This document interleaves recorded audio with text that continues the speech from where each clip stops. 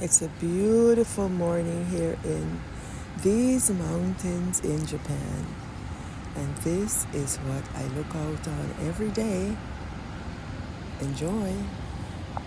Hello and welcome. What does story say? Y'all come in, sit down. Let me talk story. I have this towel here. I don't trust myself today. I'm outside trying to do this what does story say.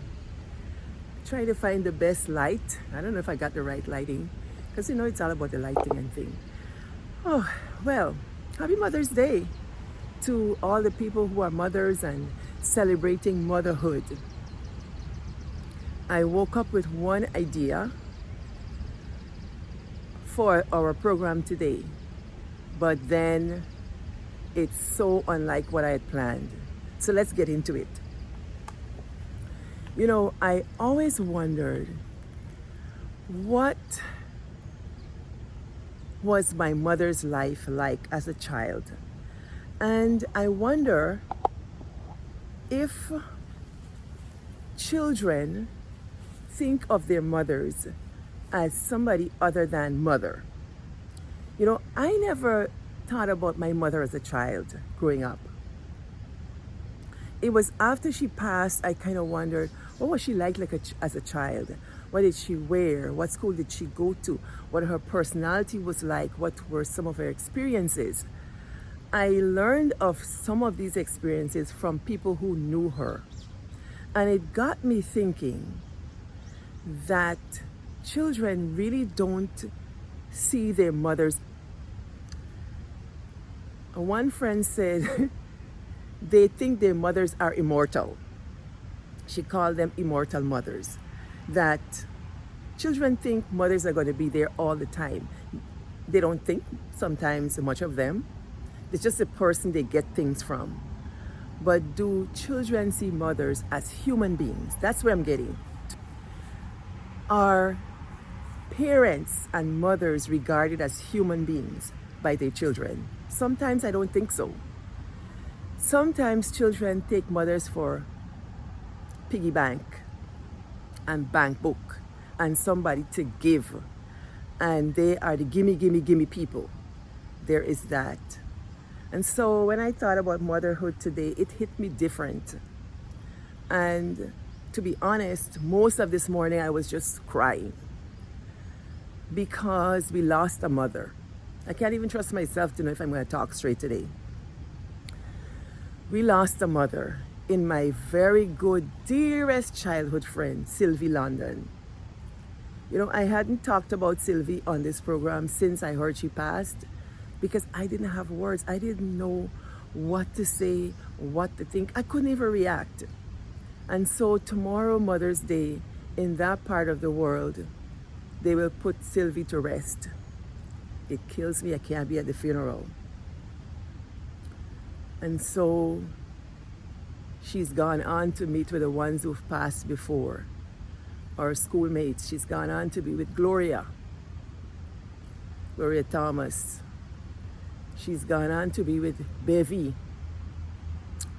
Whew. I had to take a minute there. Who's Bevy?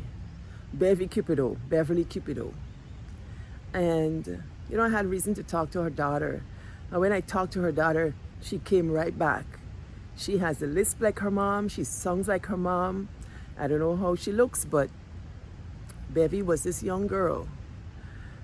Dark and smooth and always put together with the cutest dimple.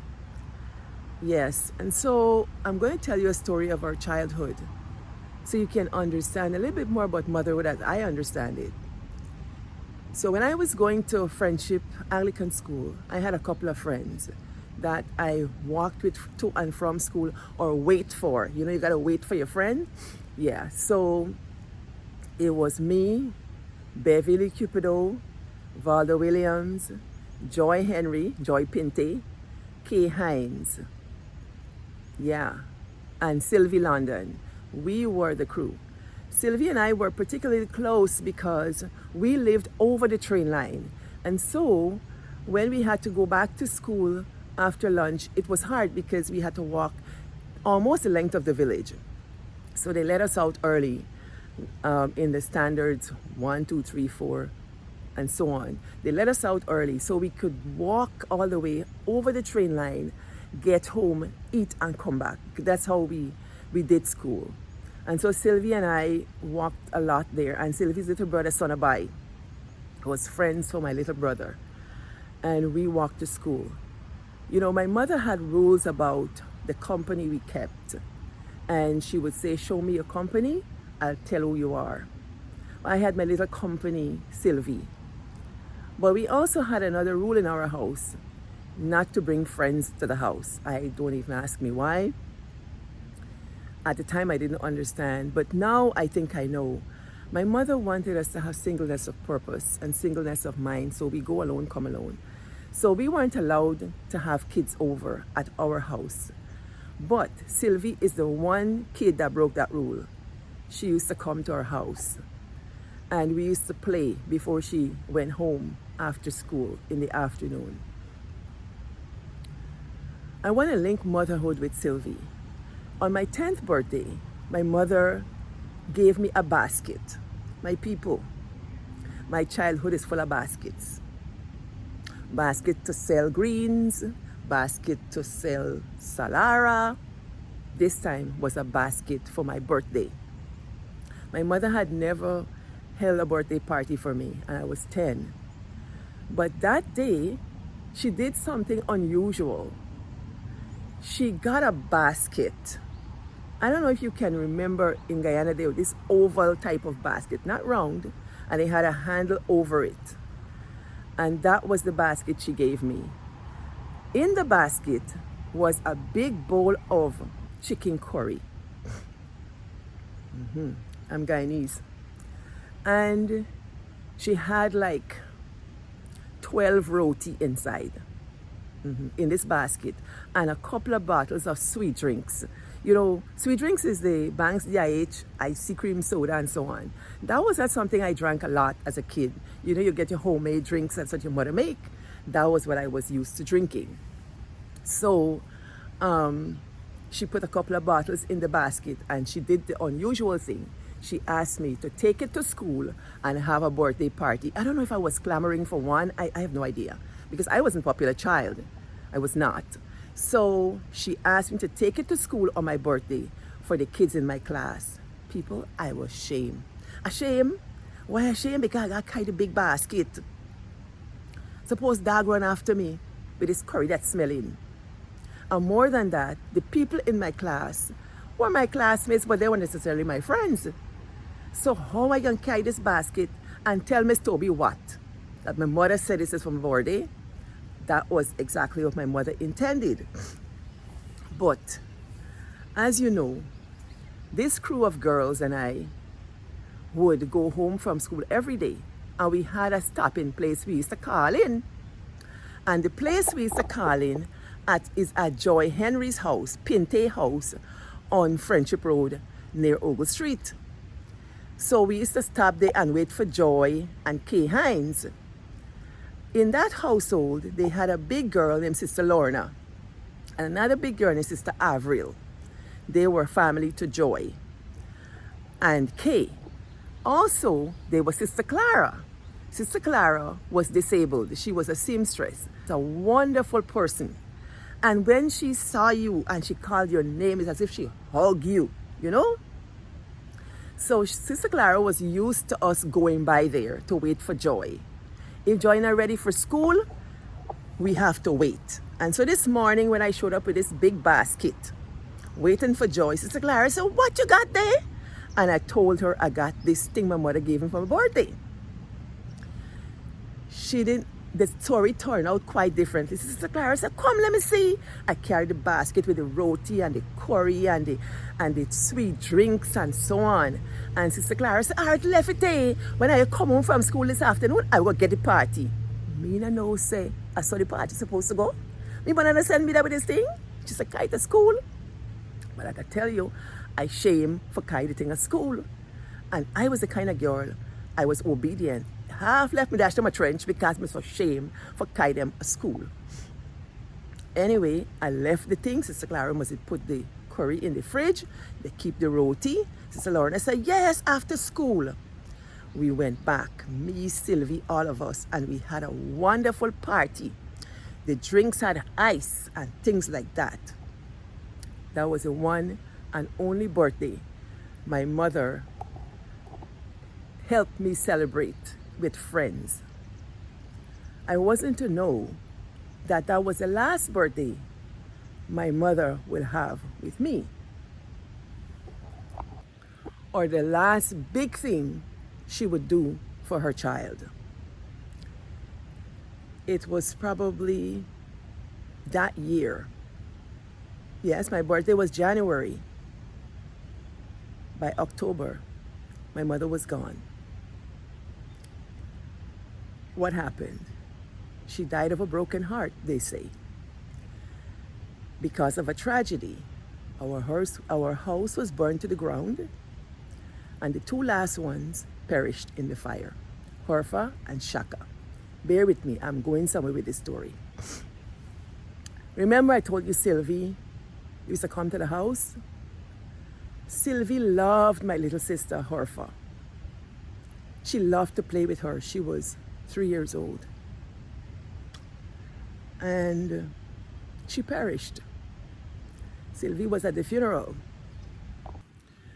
And if you know anything about Sylvie Landon, she loved to call in at funeral and at fighting. You see fighting there?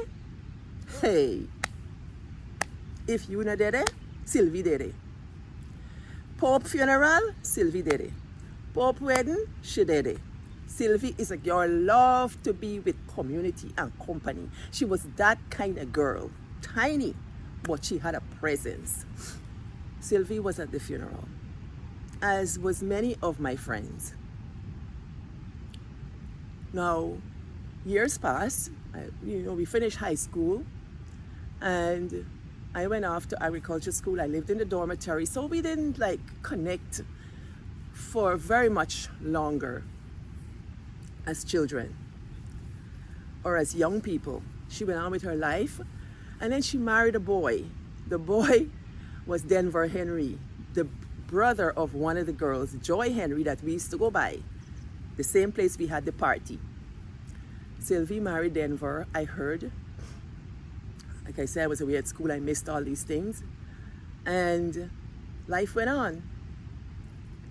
Sometime in my 20s, I think, I happened to go by a shop, the Tafawas, as we call them. The Williams at the Line Top had a shop, and Sylvie had taken over this business, I think, and she was running the shop. And I saw her as an adult. Sylvie, what's going on? And we got to talking. And then something happened that stopped me cold in my tracks. I heard her say, Horfa! I jumped, and a little girl came running. And I could see that it's Sylvie's little girl. Sylvie did something for me and our family. She gave us back her sister. Yeah. She has a little girl, not a little girl anymore, an adult, named Horfa. And I wonder if Horfa knows where she got her name. You see, my mother got it from a book, our reading book. Our reading book had a story of Horfa, the little girl who lived in the desert. And I'd read that story before going back to school. So I think my mother gave my little sister that name because of the reader. And Sylvie gave her daughter the name after my little sister. So we are so connected because of that. Years later, when we were well and grown, and Sylvie was in the States, we had a long talk. And she told me why she gave her daughter that name. She said, I loved your little sister. I didn't like Horfa, she said. And we got to talking about grown women stuff, about marriage and about life and about everything. We weren't close, but that bond was there from childhood. Let me tell you, some of the wickedness me and Sylvie get up to. You see Miss Graves Andy guava tree? Hey! Me and Sylvie proper go in the lady yard. There's a story I have up on what the story say. I think it's the golden years of childhood or something like that. Those were the escapades with me and Sylvie. Sylvie, girl, you gone over there. Greet Miss Graves Andy. She might do for you for them guava with teeth. Miss Graves Andy was an old lady living at Line Top. And me and Sylvie used to see all the nice guavas in her yard, backyard full of guava. But we were afraid of Miss Graves Andy. Her little old lady with long fingernails, long gray hair. The lady must have been harmless, but we decided the lady is not anybody we can approach. So we want to eat the guava. And Sylvie told me, look, them goat to go through the razor grass. Tall razor grass in the wrong yard. And we go on hands and knees, me and the same Sylvie, crawl in the tunnel, follow them goat through the razor grass. They form a tunnel. We crawl in there till we meet a paling stave that was shoved the way that the goat they used to go in there. And we went in after the goat. Hey! We proper eat them white clary guava and them pink guava. And then we stuff with school uniform. You know, we had the uniform. It was either cream shirt or white shirt, but my mother put elastic at the waist because we used to wear skirts. And she put the elastic, and me and Sylvia stuff with shorts. So if you see guava all around, so we full up with guava. My mother see my shirt get stained because I didn't know guava that stained. She asked me why this clothes stained. I said, me don't know. Miss Graves and the guava, me and Sylvie. Yes, that's what we were up to. Loved it, loved it. We had such fun. We eat guava all the way back to school. One time, we met a goat who put the head inside of one tin cup. I don't know what kind of tin cup, but the goat head been in the tin cup. And the goat had butty head all over. And me and Sylvie trying to get this tin off this goat head. It was something to see. We chased the goat all over. Then we used to go on the Line Top. Listen, that be a little bit nasty, you know. We go on Line Top. The train used to pass, the locomotive used to pass. And then they used to get the molasses train that used to pass. And that molasses train was heaven to me and Sylvie because it used to pass around 10:30, 11 there. And we would race to the Line Top. Like I said, we used to get sent home early so we could eat and go back to school on time. So by 11, we up at the Line Top and the train passed. And this train used to leak molasses. And it leaked it on little pebbles, little rocks. And we would pick up these rocks and take with thumb and dig off the molasses and eat. Even the molasses small like the head of a matchstick. Me and Sylvie and Sonabai and my brother and so on, we would dig it off. And when you see, she run down the tracks and she said, look a big one, look a big one. It's a big gob. And we would lick it off them stones. Yes, people. Days of childhood. We did that for many days. And then when we're ready, we get a cent or so and we put the cent on the train line. And when the train passed, it would mash the cent and the coin. And the coin would come flat, and that was wonderful and marvelous and such a childhood thing that gave us so much pleasure. All I could say is walk good, my friend. Walk good.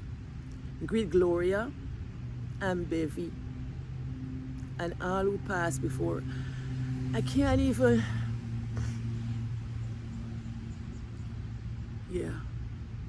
You know, you can stop a lot of things, but you see this hand of death, you can't. I know it's reached into our classmate line, in our line, because death was for old people. But I guess we are the old people now. So my sympathy and my condolence goes out to Sylvie's children and her family. And to all of us who were classmates and friends, because she got a lot of friends, you know. We got a lot of friends because she was that type of girl. And I know Faye Henry is home for the funeral. She gonna carry on. I know because this one is hot. This is not the story I wanted to tell today. I had another story in mind, but I woke up with this one on my heart. So sorry for those who are grieving if you didn't plan to listen to a story like this. This is the story. And so I catch myself at different times of the day thinking about her and tearing up and stuff like that. So, yeah, while good, I'm going to try to make the recording of what I really plan to talk about today. And yeah, that's it. Wow, good.